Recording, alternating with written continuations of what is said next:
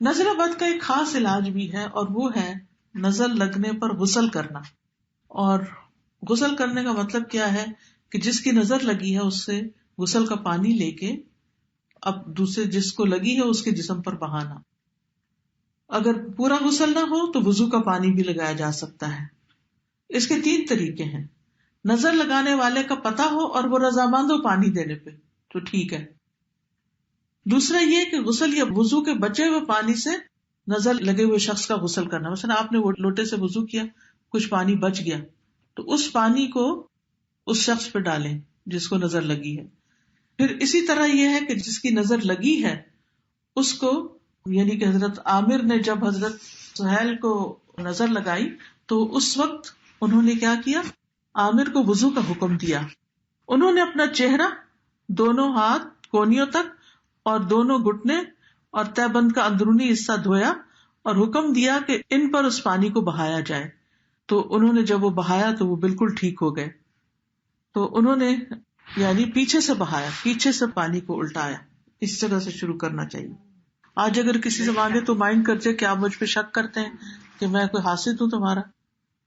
اگر نظر لگانے والے کا پتہ ہی نہ ہو کون ہے، جیسے کچھ کلچرز میں، تو جیسے موراکو کے بارے میں شاید مجھے کسی نے بتایا تھا کہ وہاں یہ نارم ہے کہ جب شادی ہوتی ہے سب اچھے اچھے کپڑے پہن کے جاتے ہیں تو اپنے اپنے وضو کا پانی ایک ٹب میں ڈال دیتے ہیں اور کوئی مائنڈ نہیں کرتا، سبھی ڈال دیتے ہیں تاکہ اگر کوئی کسی پہ خوش ہو کے دیکھے اور اس کو لگے تو وہ اس پانی کو استعمال کر سکے. ورنہ کس کو ڈھونڈتے پھریں گے کس کی لگی، سبھی کا ہے اس میں، وہی ٹھیک ہے. تو اگر کوئی پتہ ہی نہ چلے تو پھر کیا ہے، یعنی اس صورت میں کوئی بھی شخص وضو کر کے پانی دے دے تو اس سے علاج ہو جاتا ہے.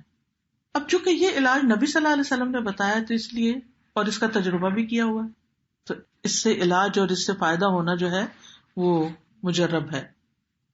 پھر اسی طرح جھوٹے پانی میں بھی شفا ہوتی، یعنی جس کی نظر لگی ہے اگر اس کا پیا ہوا پانی مریض کو پلا دیا جائے، یعنی گلاس میں پانی پی کے رکھا ہے اس نے تو وہ اٹھا کر اس مریض کو پلا دیا جائے تو اس سے بھی فائدہ ہوتا ہے. یا قہوہ یا کوئی بھی اس کی بچی ہوئی چیز جو ہے وہ استعمال کی جا سکتی ہے. اسی طرح یہ ہے کہ بعض اوقات جو اس کے کپڑے ہیں، یعنی کپڑا ہے تو اس کو پانی میں ڈال کے اس کا پانی نکال کے بھی لگایا جا سکتا ہے. پھر اسی طرح یہ ہے کہ اگر نظر پرانی بھی ہو چکی ہو تو بھی علاج کیا جا سکتا ہے. پھر اسی طرح بیری کے پتوں سے علاج، بیری کے 7 پتے لے کے، کم از کم 7، زیادہ بھی ہو تو مٹھی بھر کے بھی ڈال سکتے ہیں.